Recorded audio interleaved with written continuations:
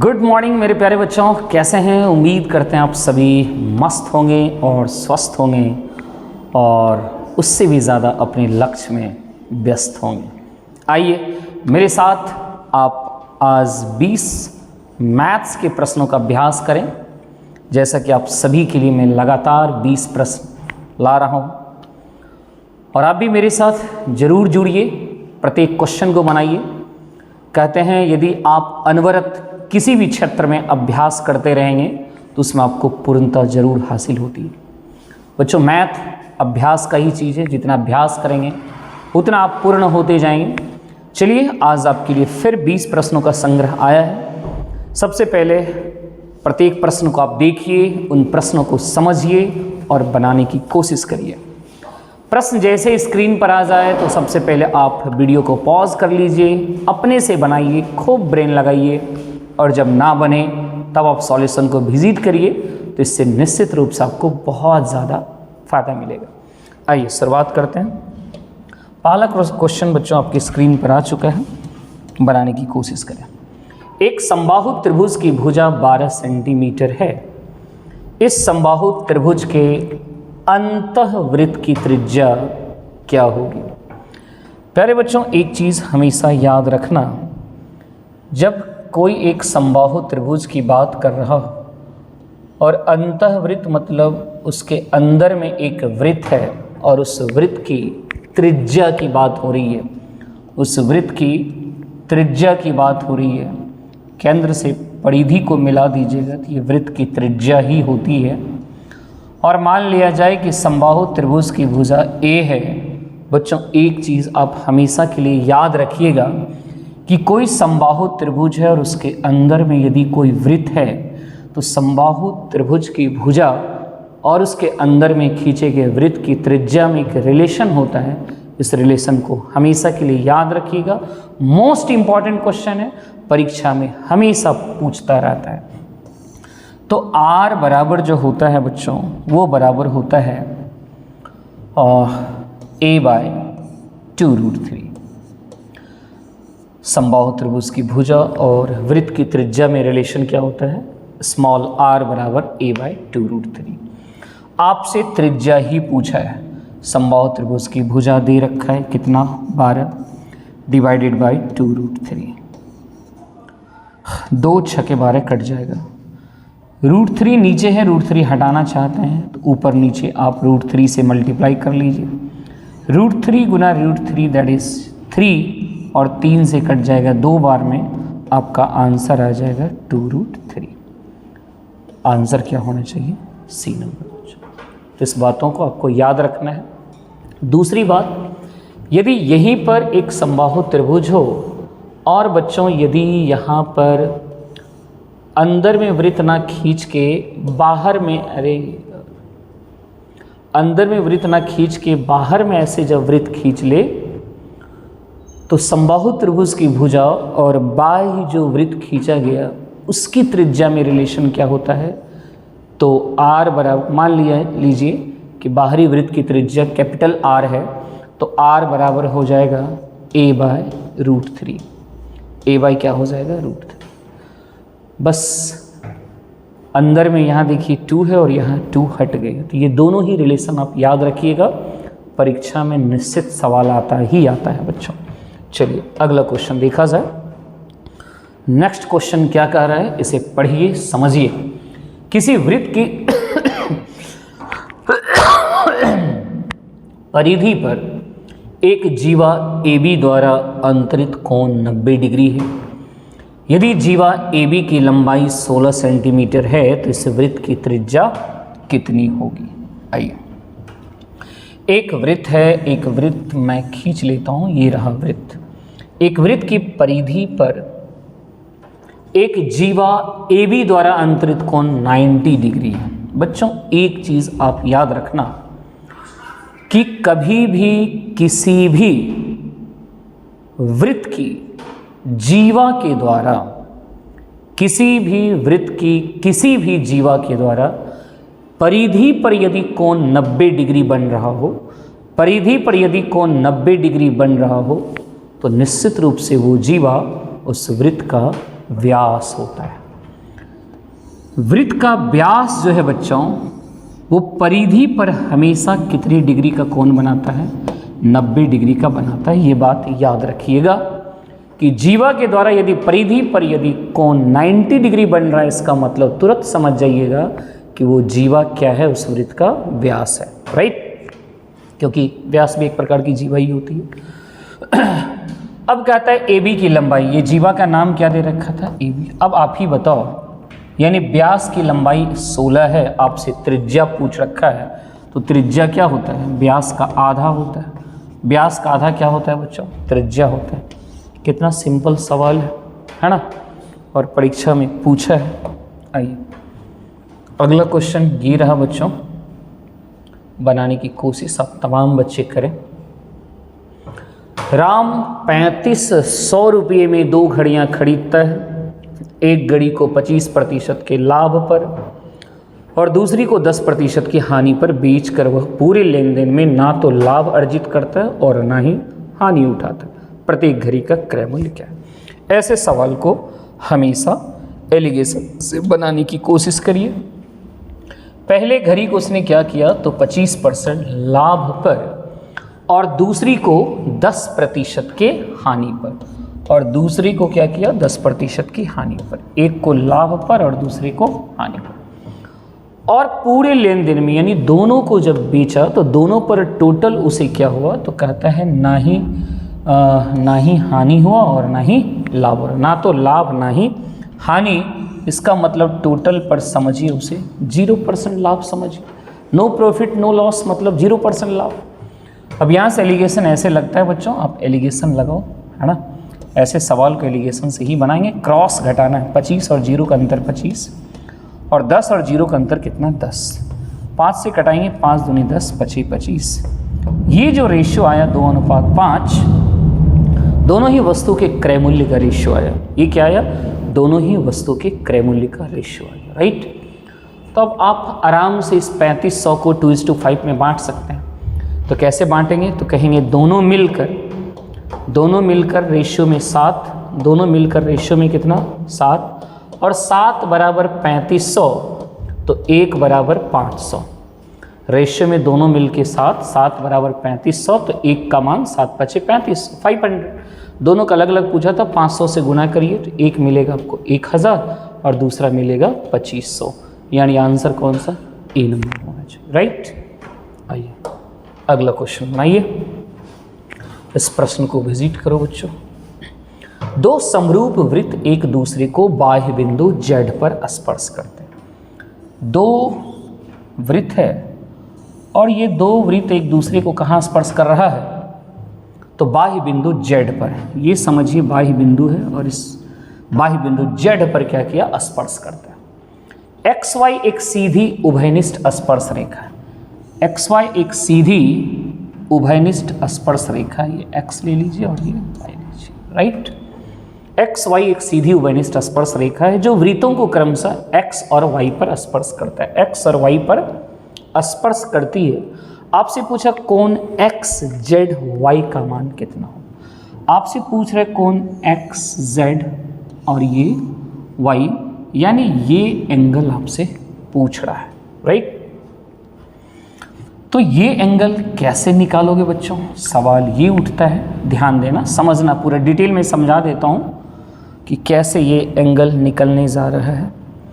हम क्या करते हैं बच्चों, इस वृत्त के केंद्र से इस स्पर्श बिंदु को मिला देते हैं और इस वृत्त का केंद्र समझिए यहाँ है और केंद्र से स्पर्श बिंदु को यहाँ भी मिला देते हैं और दोनों ही केंद्र को जब मिलाएंगे तो स्पर्श बिंदु से होता हुआ लाइन जाएगा, ये तय है। ध्यान रखना है कि दोनों का केंद्र जब मिलाएंगे तो निश्चित रूप से स्पर्श बिंदु से ही होता हुआ वो लाइन जाएगा, राइट बच्चों? अब आप जरा गौर करो, यदि मैं इसको O मान लूँ और इसको O' मान लूँ तो मुझे लग रहा है OXY O' एक चतुर्भुज बनता हुआ दिख रहा है। बच्चों केंद्र से जब परिधि को टच करेंगे, केंद्र से परिधि को टच करेंगे तो वो दोनों ही कोण आपस में क्या होता है, बराबर होता है। क्यों बराबर हुआ, क्योंकि ये भी उस वृत्त की त्रिज्या है और ये भी इस वृत्त की त्रिज्या है और 2 भुजा यदि बराबर है तो ये 2 भुजा जिस तीसरी भुजा के साथ कोण बना रहा है वो कोण भी आपस में क्या होगा, बराबर भी होगा, हाँ या ना? बिल्कुल होगा। और एक चीज़ जाना है कि केंद्र से जब आप स्पर्श रेखा के स्पर्श बिंदु को जब मिलाइएगा, केंद्र से स्पर्श बिंदु को जब मिलाइएगा तो ये लाइन जो है ये स्पर्श रेखा पर कितनी डिग्री का कोण बनाता है? ये 90 डिग्री का कोण बनता है। कितने डिग्री का बनता है? 90 डिग्री। यानी ये भी 90 डिग्री, उसी तरह ये टोटल कितना हो रहा होगा? 90 डिग्री, राइट।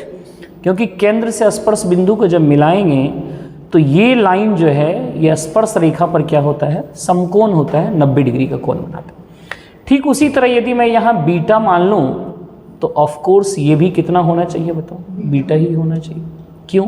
क्योंकि ये भी त्रिज्या और ये भी त्रिज्या दोनों बराबर होगा तो ये कोण और ये कोण भी आपस में क्या होगा? बराबर होगा। अच्छा ये अल्फा तो ये कोण भी तो दिख रहा है हम लोग को।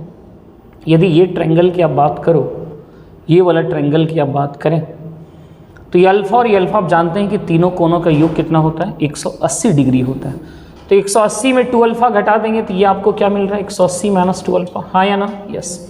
उसी तरह ये कोण कितना हो रहा है? तो आप कहेंगे 180 minus 2 alpha, 180 minus 2 beta, 180 minus 2 beta हो जाएगा, हाँ या ना? बिल्कुल सही। आपको देखिए चारों कोण मिल चुका है और चारों कोणों का योग चतुर्भुज कौन सा? एक्स, ओ डैश और वाई की बात करें तो ये चारों कोण मिल के 360 डिग्री होना चाहिए। क्या होना चाहिए? 360 डिग्री। तो देखिए ये कोण तो हमारा डायरेक्ट 90 दिख रहा है, ये कोण भी कितना है? 90, और ये कोण बचा वो दोनों कोण आपने निकाल ही लिया है।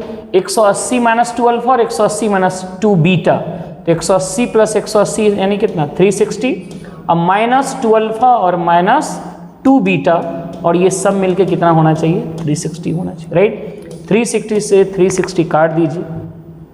यहाँ आप दो इसको उधर ले जाएंगे तो दोनों पॉजिटिव बन जाएगा, दो कॉमन ले लेंगे तो अल्फा प्लस बीटा बराबर 90 दूनी 180, 2 से कटा दीजिए 90 बार, यानी अल्फा प्लस बीटा का मान क्या मिल गया? 90 डिग्री।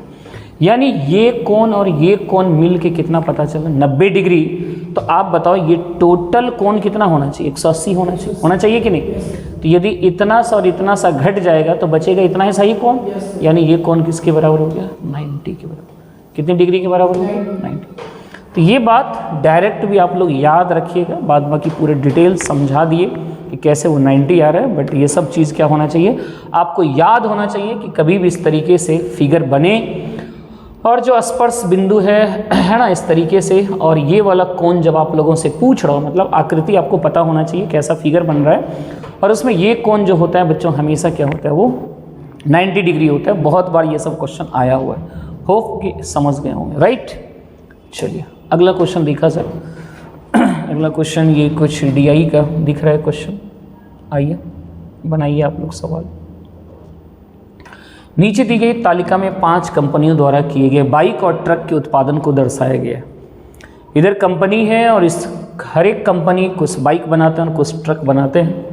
क्वेश्चन क्या पूछ रहे हैं? A1 जो है वो सभी 5 कंपनियों द्वारा किया गया बाइकों और ट्रकों की कुल उत्पादन के बीच का अंतर है। तो पहले A1 का वैल्यू पता करना पड़ेगा, क्योंकि देखिए आपसे लास्ट में पूछ कर रहा है A2 बटे A1, तो पहले A1 भी पता करना और A2 भी पता करते हैं। A1 क्या कहा? सभी 5 कंपनियों द्वारा किया गया बाइक और ट्रकों की कुल उत्पादन के बीच का अंतर। तो चलिए बाइक सब कंपनी मिलकर कितना उत्पादन करता है ये पता किया जाए। तो 7 3 10 1000 हो गया, राइट। ये 1500 हो गया और ये दोनों मिलके 700 हो रहा है, यानी 15 7 कितना? 2200 हो गया। कितना हो गया? 2200। और इधर यदि जोड़ते हैं तो 5 3 8 2 10 6 16 16 6 2250। तो इस दोनों के यदि डिफरेंस निकालते हैं तो आपको क्या मिल रहा है? डिफरेंस मिल रहा है आपको 50 रुपये का, राइट। मतलब 50 संख्या 50 हो गया।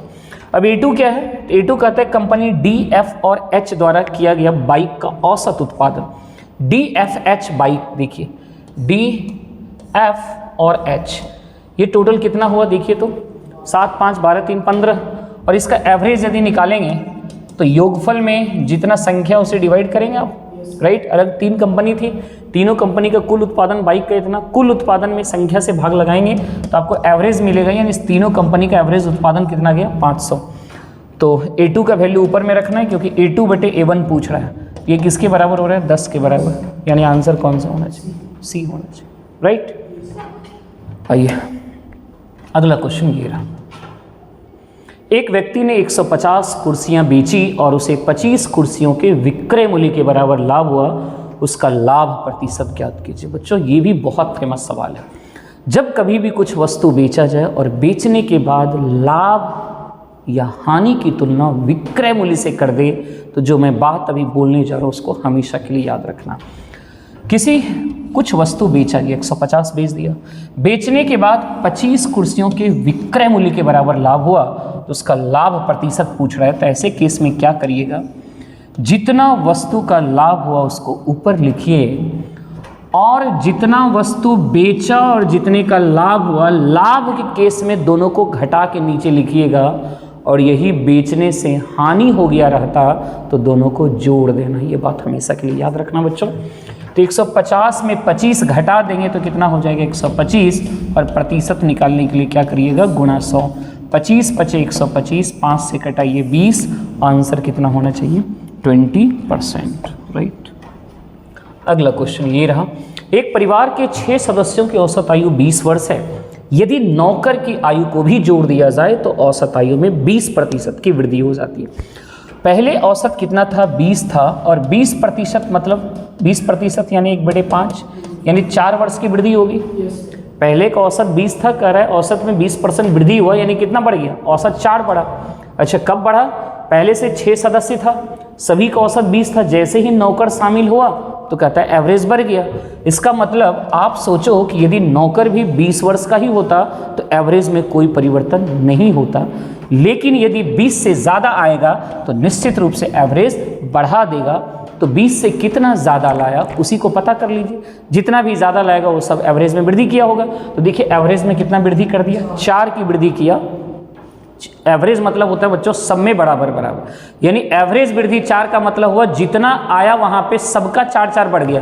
तो पहले से 6 था, एक नौकर आ गया, हो गया 7, सातों में कितना बढ़ा 4, तो टोटल वृद्धि 7×4 28, और 20 और 28 मिलके कितना होना चाहिए 48। आंसर क्या जाएगा डी नंबर, राइट।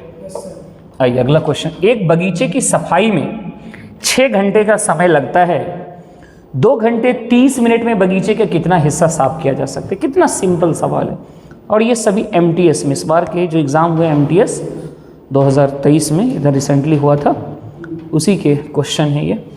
और इससे पहले जो क्वेश्चन डील हुआ वो CHSL के क्वेश्चन थे। किसके थे, CHSL के क्वेश्चन थे।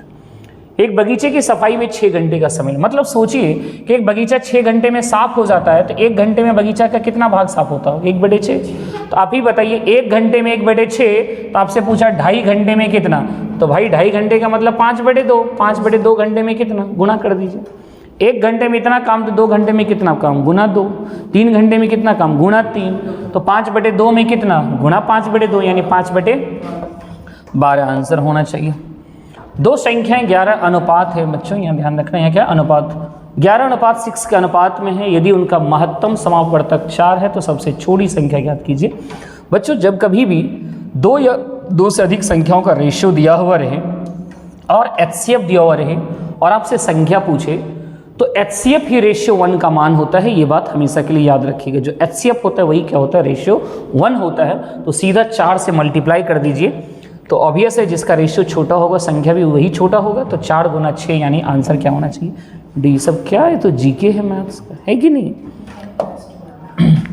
रुपये इतने की राशि को ABC में इस प्रकार बांटिए कि A के हिस्से का 2 गुना, B के हिस्से का 3 गुना, C के हिस्से का 5 गुना, सभी बराबर हो, C का हिस्सा कितना है। आइए कहा A के हिस्से का 2 गुना, A के हिस्से का 2 गुना, B के हिस्से का 3 गुना और C के हिस्से का 5 गुना, आपस में सभी क्या होना चाहिए, बराबर होना चाहिए।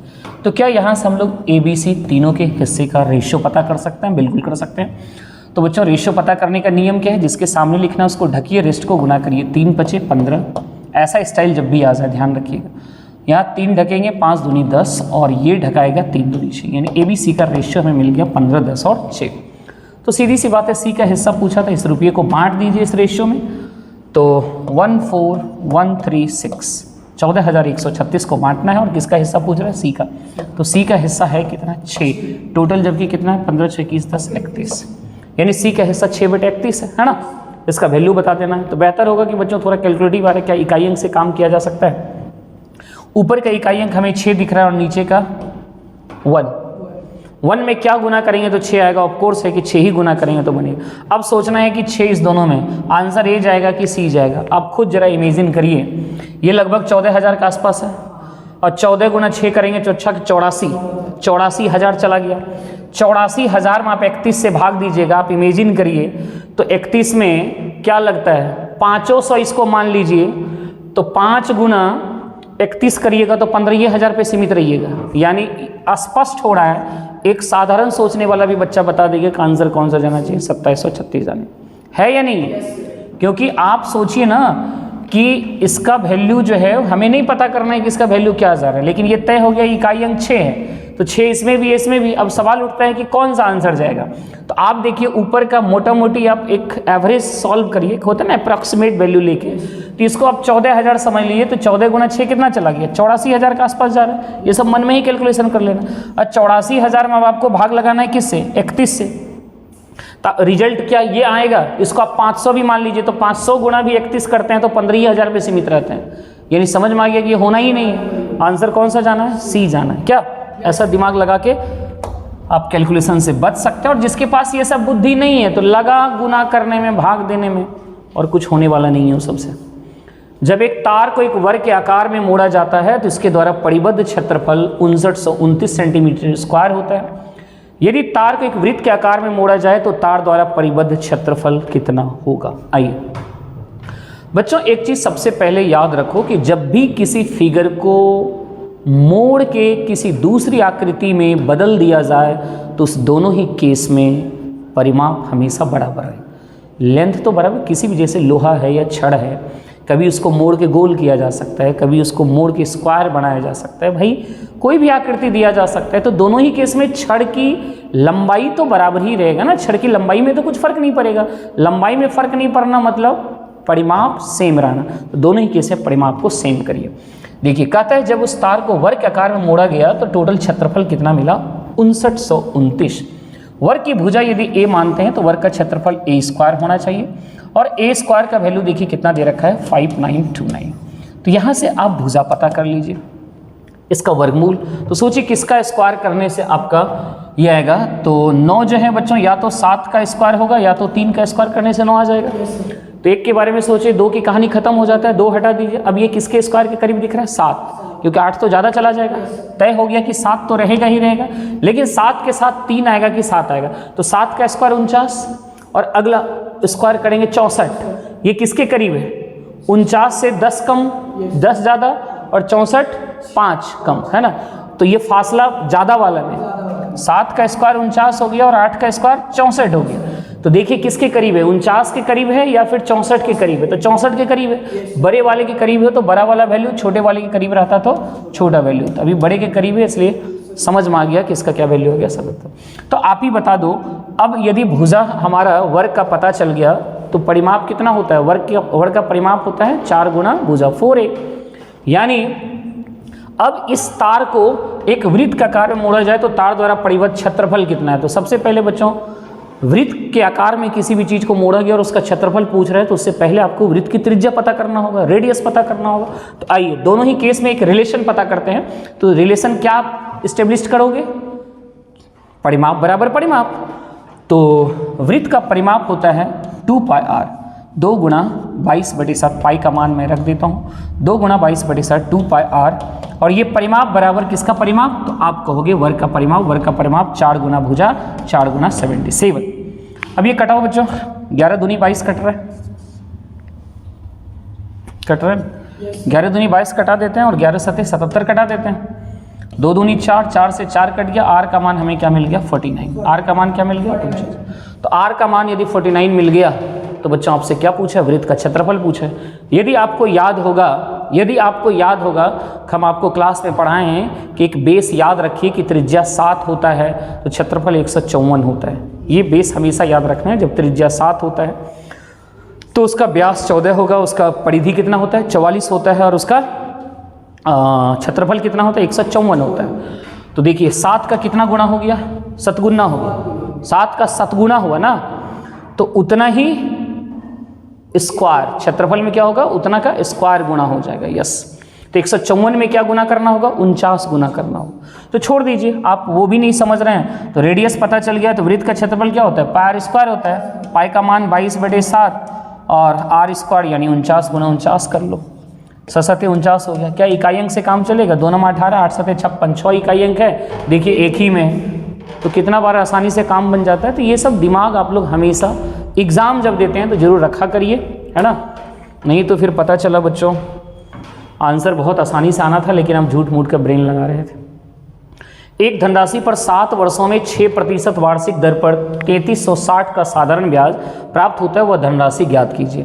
तो 7 वर्षों में 6% की दर से साधारण ब्याज प्रतिशत में कितना बनेगा, तो आप कहेंगे 42%। कितना बना, 42%। और उसी का ब्याज का वैल्यू दे रखा है कितना, 3360, है ना।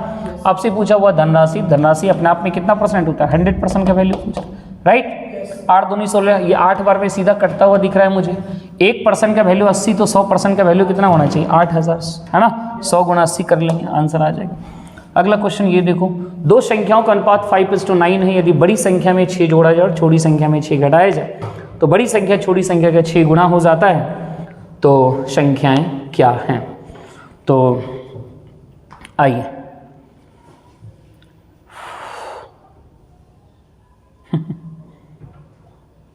देखो बच्चों, अब चाहो तो जैसे इसका यदि मैं चेक करूं कि क्या ये आंसर सही है, क्या इस दोनों का रेशियो 5:9 है। 4 से कटाएंगे, 4 5 20, 4 9 36 मिल गया। इस दोनों का रेशियो देखिए 3 5 3 9 ये भी मिल रहा है, 5 25 पर ये भी मिल रहा है, 2 25 सब का रेशियो आ रहा है, रेशियो सभी का हुआ रहा है यदि ऑप्शन से जा रहे हैं तो। अब कहता है बड़ी संख्या में 6 घटाइए और छोटी, दोनों में क्या करना है, 6 घटाना है, तो कहता है बड़ी संख्या छोटी का 6 गुना हो जाएगा, राइट। आप बताइए इसमें आप घटाओगे 6 तो कितना हो जाएगा, 14, और इसमें 6 घटाएं तो कितना हो जाएगा, ओ सॉरी, बिल्कुल सही आपने कहा। किसमें जोड़ा है, बड़ी संख्या में 6 जोड़ा है और छोटी में 6 घटाएं। आइए बड़ी में 6 जोड़ें, अच्छा 20 में 6 घटाएंगे तो कितना हो जाएगा, 14, कितना हो जाएगा, 14 हो जाएगा। और इसमें 6 जोड़ेंगे तो कितना हो जाएगा, 42 हो जाएगा। इसने कहा कि बड़ी संख्या छोटी संख्या का 6 गुना है। क्या 6 गुना हुआ, यानी आंसर की कहानी खत्म नहीं हुआ। अब इसको आप चेक करो, 15 में 6 घटाइए 9 और 27 में 6 जोड़िए 33, है ना। देखिए तो क्या इसका 6 गुना हो रहा है, नहीं, ये भी आंसर की कहानी खत्म। इसको लीजिए, 10 में 6 घटाओ बच्चों 4, और बड़ी में 6 जोड़ो 18 6 24, क्या 4 गुना हो रहा है, हो तो रहा है, यानी आंसर सीधा सी मार देंगे। एक तो ऑप्शन से भी फटाफट यदि आप फास्ट हैं तो चेक कर सकते हो। बाद में क्या, आइए मैं इसके कॉन्सेप्ट को भी बता देता हूँ। यदि अनुपातिक संख्या में मान लेता हूँ x, तो एक संख्या 5x और दूसरी संख्या क्या हो रहा है 9x। ये छोटी और ये बड़ी, उसने कहा कि बड़ी में 6 जोड़िए और छोटी में 6 घटाइए। और जब ऐसा करिएगा तो कहता है बड़ी वाली संख्या छोटी वाली संख्या का कितना गुना हो रहा है, 6 गुना हो रहा है। यहाँ से x का वैल्यू निकाल लेते हैं। तो 5 6 30 और 30 और 9 का अंतर कितना बच्चों, 21x, हाँ या ना। अरे 6 5 30 -9 21x। अब इधर हमारा 6 और 6 6 के 36, उधर जाएगा +36 हो जाएगा। तो 21x का वैल्यू आ गया 42, 21 दूनी 42, x का मान आ गया 2। अब x 2 आ गया तो दोनों संख्या पता चल गया, 2 5 10 और 2 9 18, यानी वही आंसर दे सकते। किसी भी तरीके से आप अप्रोच ले सकते हैं ऐसे सवाल में। आइए अगला ये रहा सवाल, अंकित मूल्य क्रय मूल्य से 10% अधिक है। अंकित मूल्य पर 10% का बट्टा दिया जाता है, लाभ या हानि प्रतिशत क्या है। तो सिंपल सी बात है, अंकित मूल्य पहले क्रय मूल्य में कुछ वैल्यू बढ़ा के जब रखा जाता है तो उसी को अंकित मूल्य कहते हैं, है ना। तो उसने क्या किया, देखिए अंकित मूल्य क्रय मूल्य से पहले 10% बढ़ा है, यानी कोई वैल्यू था, किसी मूल्य पर आपने किसी वस्तु को परचेज किया, उस पर 10% बढ़ा दिया, अंकित मूल्य बनाया, फिर उस अंकित मूल्य पर क्या किया, 10% डिस्काउंट दिया, कहता है बताओ क्या हुआ। तो जब एक ही वैल्यू में बार बार प्रतिशत परिवर्तन कर रहा हो तो उसे AB फॉर्मूला से बना लेना चाहिए, उसमें कितना चेंजिंग हुआ।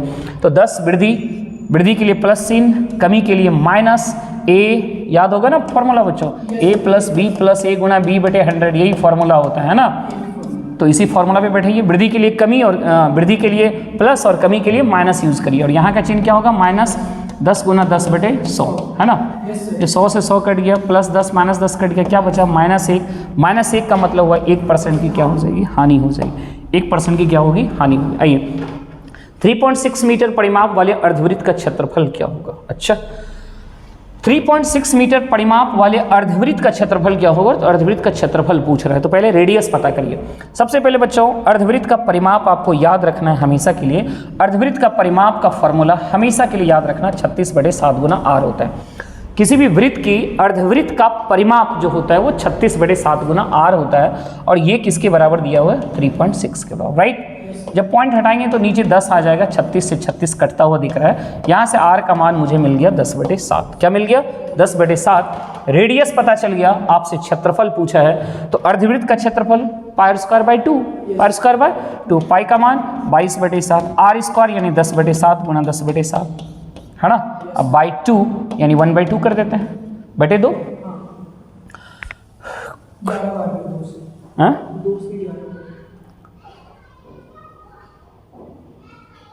आर का मान ही तो गलती लिख दी है। सो सॉरी आर का मान उल्टा लिखा गया, देखिए नहीं लिखा गया, सो सॉरी बच्चों। अरे 10r बराबर 7, तो r का मान 7/10 ना होगा, हमने लिख दिया था 10/7, दैट इज अ ब्लंडर।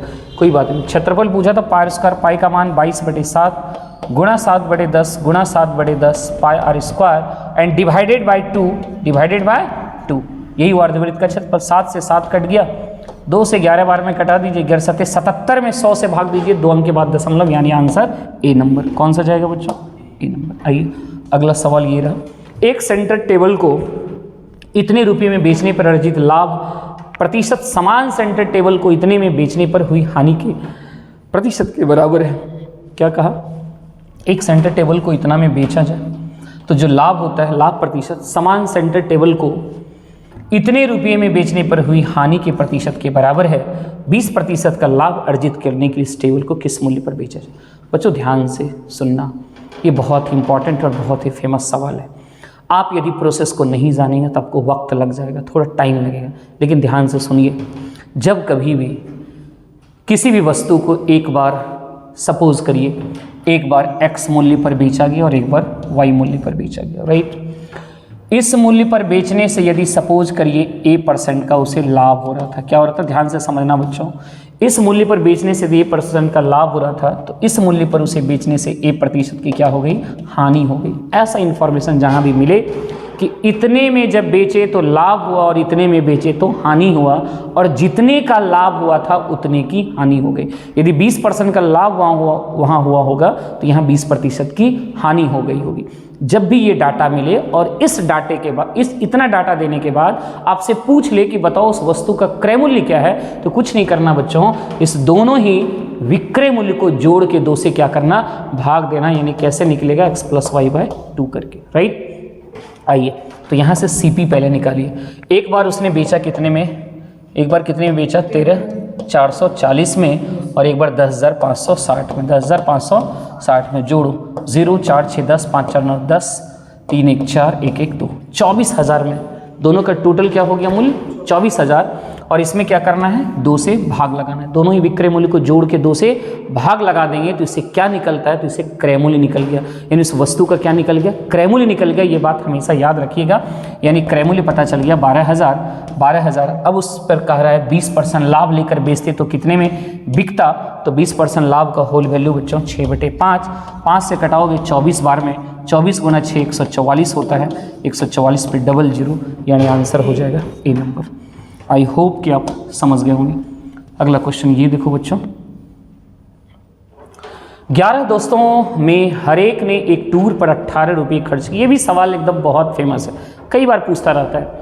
11 दोस्तों में हर एक ने एक टूर पर 18 रुपये खर्च किए और 12वें दोस्त ने उन सभी 12 दोस्तों के औसत खर्च से 11 कम खर्चा किया। 12 दोस्तों द्वारा खर्च की गई कुल धनराशि कितनी? सबसे पहले तो 12 दोस्त इकट्ठा हुआ, सवाल को समझ लो। 12 दोस्त इकट्ठा हुआ और इकट्ठा होने के बाद सभी ने किसी पार्टी उटी में जब जाते हैं दोस्त लोग क्या करते हैं? सभी से पैसा लेते हैं, सभी के पॉकेट से पैसा लेते हैं। तो उसी तरह सभी के पॉकेट से पैसा लिया और उसमें 11 जो दोस्त थे वो 11 दोस्त बराबर रुपया डिस्ट्रीब्यूट किया, मतलब डोनेट किया, 12 कंट्रीब्यूट किया कहिए। तो सॉरी 12 नहीं 18 कितना? 18। तो उस 12 में 11 जो दोस्त थे सभी ने कितना जमा किया? 18।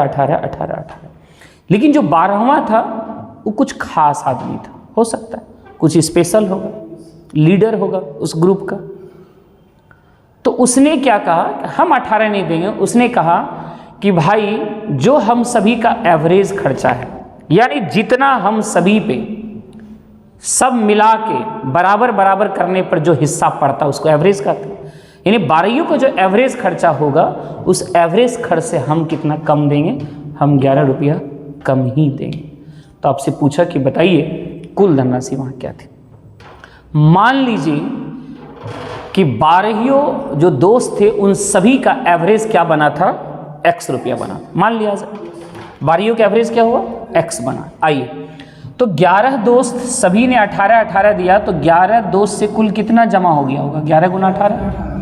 अब 12वां दोस्त कितना दिया, तो एवरेज हमने मान लिया x, 12 का एवरेज हमने x माना था, उस एवरेज से उतना कितना कम दिया, 11 रुपया कम दिया। तो ये 12वां का हिस्सा और ये 11 दोस्तों का कुल हिस्सा, दोनों को जोड़ दिए तो ये 12 का कुल रुपया हो गया। और इसको हम किसके बराबर कर सकते हैं, तो आपने मान लिया था कि 12 का एवरेज x बना था, तो 12 का कुल योगफल 12 गुना x, यानी इसको किसके बराबर कर सकते हैं, 12x के बराबर कर सकते हैं। x का वैल्यू निकाल लीजिए, तो 12x minus x that is 11x, है ना।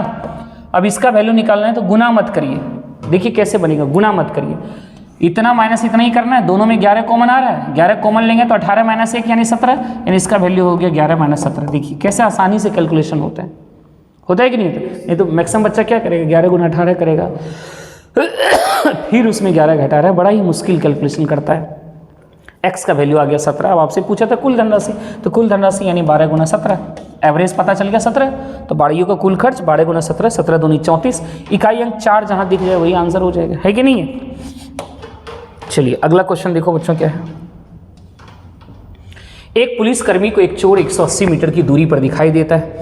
चोर भागने लगता है और पुलिसकर्मी उसका पीछा करता है। चोर और पुलिसकर्मी क्रमशः 8 किलोमीटर प्रति घंटा और 10 किलोमीटर प्रति घंटा की चाल से दौड़ते हैं। पुलिसकर्मी चोर को कितनी दूरी पर जाकर पकड़ लेगा। ये सवाल जब भी पुलिस चोर ये पकड़ने वाला जब भी सवाल है और इसमें कोई भी चीज़ जब आपसे पूछे तो सबसे पहले पता करिए कि पुलिस को पकड़ने में समय कितना लगा। सबसे पहले समय पता किया जाता है, ये बात याद रखिएगा। तो आइए पकड़ने में लगा समय, तो समय बराबर होता है दूरी बटे 4। दोनों के बीच की दूरी कितना था 180, तो 180 डिवाइडेड बाय चाल, समय बराबर दूरी बटे 4। यहाँ क्या लगता है कि जब पुलिस पकड़ने के लिए दौड़ा तो चोर के खड़ा हो गया था ना, वो भी भाग रहा होगा। तो दोनों जब गतिशील हो तो कौन सी चाल से उस दूरी को कवर करेगा, सापेक्षिक चाल से। तो एक दिशा में जब दोनों दौड़ेगा तो सापेक्षिक चाल कैसे निकलेगा, दोनों को घटा के, दोनों की चाल घटाइए, एक का 10 दूसरे का 8, दोनों का अंतर कितना 2। ध्यान रखिए वो ऊपर में मीटर है और ये किलोमीटर प्रति घंटा, इसे बदलना होगा मीटर प्रति सेकेंड। किलोमीटर प्रति घंटा को मीटर प्रति सेकेंड में बदलने के लिए 5/18 से गुना किया जाता है, 18 ऊपर चला जाएगा। राइट बच्चों, ये क्या निकला हमारा 5 दूनी 10 से इसको कटा सकते हैं, यानी 18 गुना 18 जो भी हो 324। पता चला 324 सेकंड में क्या करेगा, उसको पकड़ लेगा। 324 सेकंड में क्या करेगा, पकड़ लेगा। राइट, आपसे पूछा है कि पुलिसकर्मी चोर को कितनी दूरी पर पकड़ेगा। पुलिसकर्मी चोर को कितनी दूरी पर जाकर पकड़ेगा। पुलिसकर्मी को पकड़ने में समय कितना लगा, 324 सेकंड। यस, इतना सेकंड तक पुलिस दौड़ता रहा। तो पुलिस की चाल तो पता ही है, पुलिस किस चाल से दौड़ रही थी, 10 की चाल से दौड़ रही थी। राइट, तो 10 की चाल से इतने सेकंड में दौड़ने में कितना दूरी तय करेगा, इतने समय में कितना दूरी। तो दूरी बराबर फार्मूला क्या होता है, दूरी बराबर होता है चाल गुना समय। तो उसका चाल क्या है 10 किलोमीटर प्रति घंटा, लेकिन ये टाइम सेकंड है और देखिए ऑप्शन मीटर में है। तो आपको इस स्पीड को किस में बदल देना चाहिए, मीटर प्रति सेकंड में बदलना चाहिए। किलोमीटर प्रति घंटा को क्या करेंगे, मीटर प्रति सेकंड में। तो बदलने के लिए क्या करते हैं 5/18 से गुना करते हैं, हाँ या नहीं, बिल्कुल। तो 18 का स्क्वायर 324 था, यानी 18 बार में कट ही जाएगा।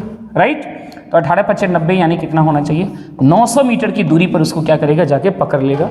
900 ऑप्शन नहीं है, इसमें ऑप्शन सारा गलत ही है फिर तो। राइट, 900 आना ही चाहिए हर हाल में बच्चों। ऑप्शन जो है मिस्टेक है, डोंट वरी, या फिर कोई डाटा वो कुछ गलत डाला होगा इसलिए ऑप्शन नहीं मैच कर रहा है। बाद बाकी आप उम्मीद करते हैं कि आप इस सवाल के प्रोसेस को, कॉन्सेप्ट को आप समझ गए होंगे। ओके, आइए अगला क्वेश्चन देखो क्या करें। 10 संख्याओं का औसत 42 है। यदि प्रत्येक संख्या में 5 की जस्ट वेट बच्चों, थोड़ा सा वेट कर लीजिएगा।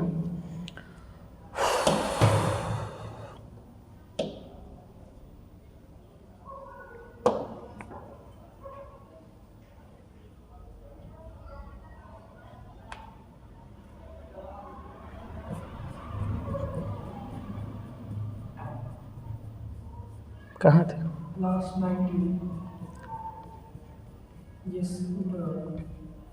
ये था ना? आइए, 10 संख्याओं का औसत 42 है। यदि प्रत्येक संख्या में 5 की वृद्धि कर दी जाए तो नया औसत क्या होगा? बच्चों, एवरेज की प्रॉपर्टीज है कि यदि प्रत्येक संख्या में समान वृद्धि करिएगा तो एवरेज में भी समान वृद्धि हो जाएगा, प्रत्येक संख्या में समान कमी करिएगा तो एवरेज में भी समान कमी हो जाएगा, और प्रत्येक में यदि समान गुना करिएगा तो एवरेज में भी गुना हो जाएगा। राइट बच्चों? तो यहाँ का प्रत्येक में 5 वृद्धि किया जाए तो नया औसत क्या होगा? तो 42 में सीधा 5 बढ़ जाएगा। 42 में क्या होगा? सीधा 5 बढ़ेगा तो 42 5 कितना हो जाएगा? 47। ये सब ऑब्जेक्टिव है, समझिए। मतलब ऑब्जेक्टिव क्या? जीके है, मैथ्स का क्या है ये सब बच्चों? जीके। आइए 20वां प्रश्न आपके स्क्रीन पर ये रहा, बढ़ाइए। यदि किसी संख्या का इतना % 16 में जोड़ा जाता है तो परिणाम वही संख्या होती है, वह संख्या क्या है? यदि किसी संख्या 33.33%, 33.33% का मतलब क्या होता है? 1.3 ले सकते हैं, 1/3, 33.1/3 को ही समथिंग वो बोला जाता है। राइट? इसको हम 1/3 मान लें बच्चों। चलिए, तो किसी संख्या को x, कोई संख्या x मान लिए, यदि किसी संख्या का इतना %, यदि किसी संख्या का इतना % यानी 1/3 में यदि किसी संख्या का इतना % 16 में जोड़ा जाता है, 16 में क्या कर दिए? जोड़ दिए, तो कहता है परिणाम वही संख्या हो जाता है, यानी x के ही बराबर होगा। राइट? कुछ उल्टा पुल्टा मुझे नजर आ रहा है।